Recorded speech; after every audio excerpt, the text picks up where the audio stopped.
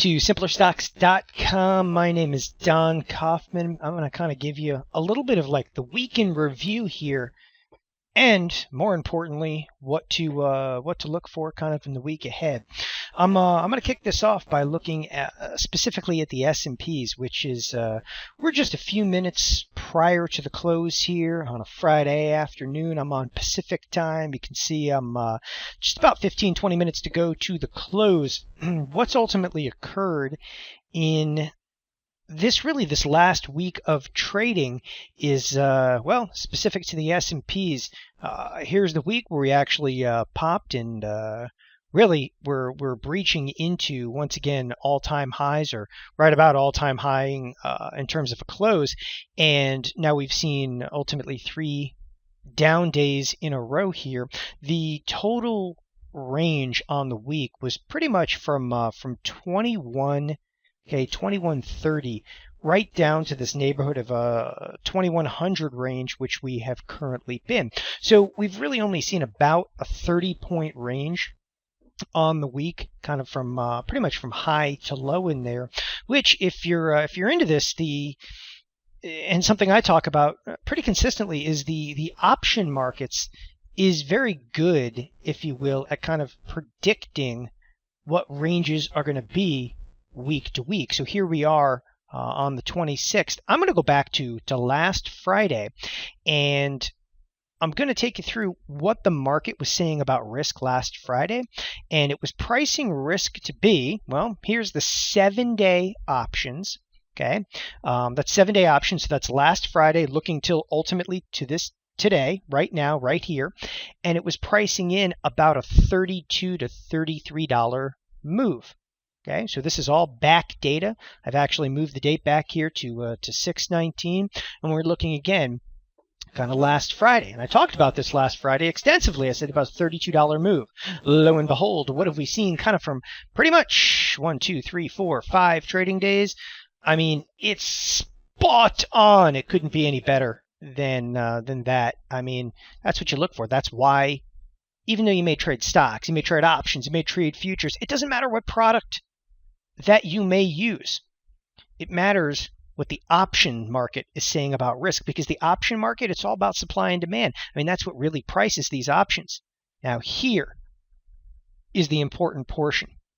Next week, we have a shortened week. July 3rd is an official holiday because July 4th falls on a Saturday. So July 3rd, markets are closed. They're moving up a major announcement because of that. What major announcement are they moving up? On Thursday, okay, we're going to see the employment situation, which you typically see the first Friday of every month. Well, they've actually bumped it to Thursday, but neither here nor there. The employment situation, sure, it's important. The fact there's a 10-year and a 30-year bond auction, those are also important. There's a lot of stuff that's priced in to happen next week. Nevertheless, what's very interesting to me is there's only 6 days until next week's expiration. So there's only 4 full trading days in there. The expected move is bounced all the way up to some $37. Remember, last week, okay, had a full 5 days of trading. It only had a $32 expected move. Markets are now less time and pricing in substantially. On a percentage basis, this is a substantial increase. Watch out. The market is pricing in risk. And I'm going to tell you right now, is the VIX going to show this? No. The VIX is totally blind. The VIX is a 30-day outlook at volatility. The VIX is looking at options that are 30 days into the future. We need to look in the here and now and see what the here and now, because the entire professional trading world has moved all of their volume that they trade to kind of the shortest duration possible.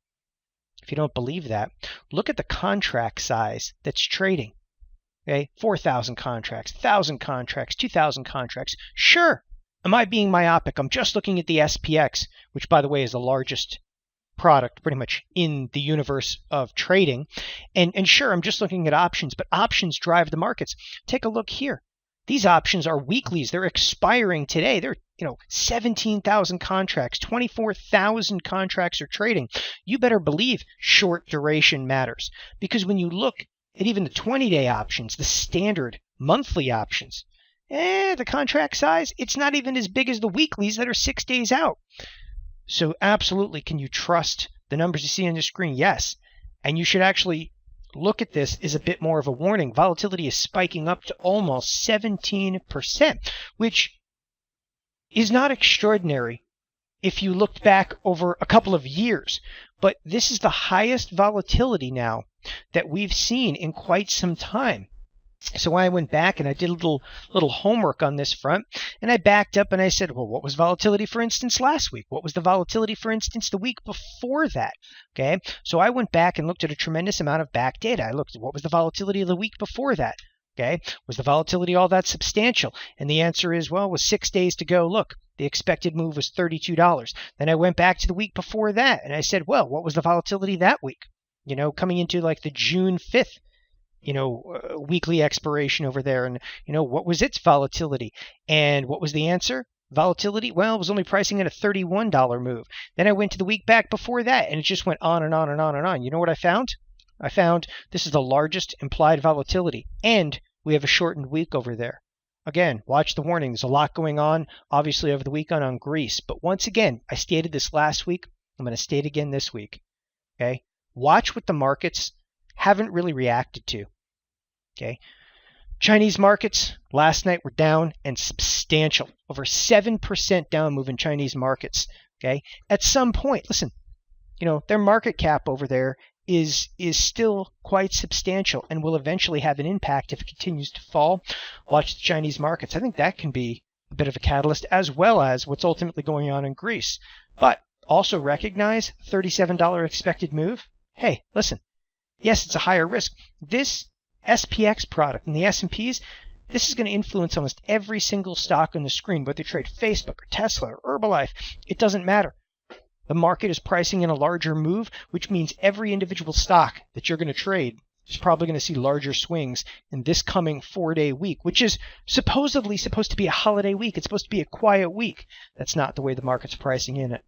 Think about it over the weekend. Make sure you understand what your risk is coming into next week. It's a shortened week, yet going to look like it's got some volatility. Thanks a lot, everybody. Again, this is Don Kaufman with simplerstocks.com.